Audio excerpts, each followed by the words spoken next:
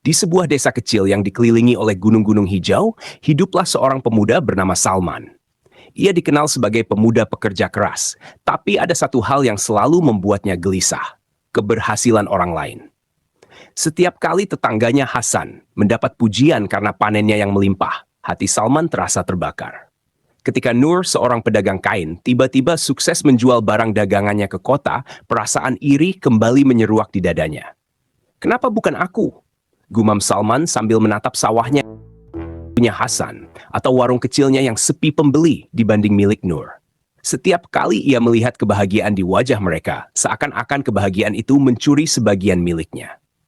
Salman seringkali menutup diri, duduk berlama-lama di pinggir sungai desa, mendengarkan suara arus yang mengalir.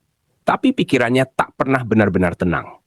Bayangan kesuksesan orang-orang di sekitarnya menghantui setiap sudut batinnya.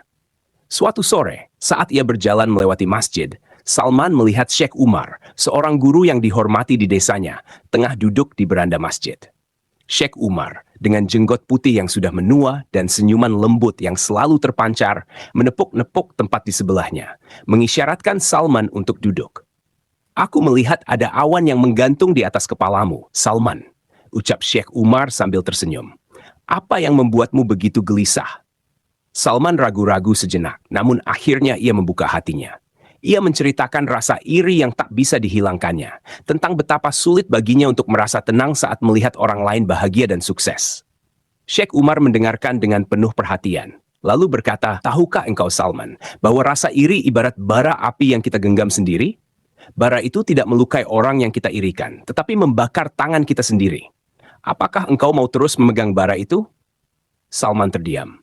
Ia tahu Syekh Umar benar, tapi ia belum tahu bagaimana caranya melepaskan perasaan itu.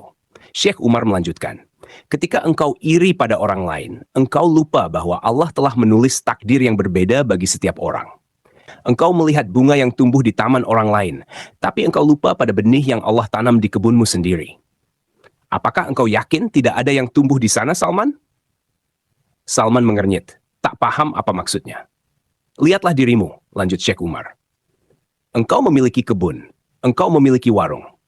Allah telah memberimu kemampuan bekerja dengan tanganmu sendiri, tapi engkau kehilangan fokus pada anugerah yang ada di depan matamu karena terlalu sibuk mengamati kebun orang lain." "Bagaimana caranya agar aku bisa berhenti merasa iri, Syekh?"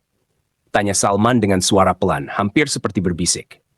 "Pertama-tama, sadarilah bahwa setiap nikmat yang dimiliki orang lain adalah takdir mereka, seperti halnya takdirmu adalah milikmu. Ketika engkau menerima apa yang diberikan Allah dengan lapang dada, engkau akan menemukan ketenangan. Kedua, alihkan perhatianmu dari mengkritik kesuksesan orang lain kepada memperbaiki dirimu sendiri. Bunga yang kau irikan mungkin tumbuh karena pemiliknya merawatnya dengan baik, jadi belajarlah bagaimana merawat kebunmu sendiri. Dan yang ketiga, bersyukurlah." "Bersyukur?" Salman tak yakin.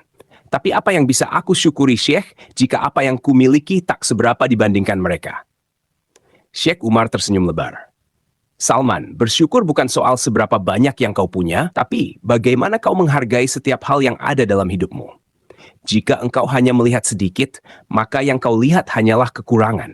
Tapi jika engkau melihat lebih dalam, engkau akan menemukan bahwa bahkan hal terkecil pun bisa menjadi sumber kebahagiaan." Salman pulang malam itu dengan banyak pikiran. Kata-kata Syekh Umar menggemakan sesuatu yang dalam di hatinya, tapi ia tak yakin bisa mengubah perasaannya secepat itu. Namun, ia bertekad untuk mencoba. Hari-hari berlalu. Salman mulai memperhatikan sawahnya dengan lebih cermat. Ia mulai memperbaiki tanah yang tandus, merawat tanamannya, dan memperbaiki warungnya sedikit demi sedikit. Setiap kali rasa iri muncul di hatinya, ia mengingat kata-kata Syekh Umar, berusaha mengarahkan pikirannya pada apa yang bisa ia syukuri. Perlahan, ia mulai merasa lebih tenang. Suatu pagi, ketika matahari baru saja terbit di balik gunung, Salman berjalan ke sawahnya dan mendapati tunas-tunas baru bermunculan.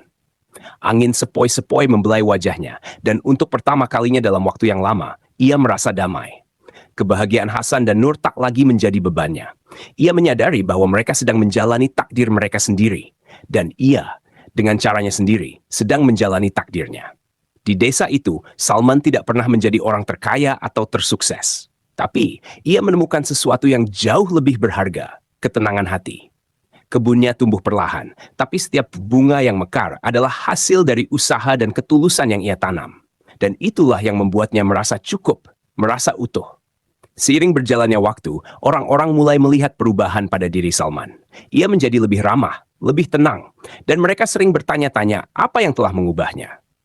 Hanya Salman yang tahu bahwa jawabannya terletak pada hatinya yang kini tak lagi dipenuhi bara api, melainkan oleh bunga-bunga kesyukuran yang mekar indah.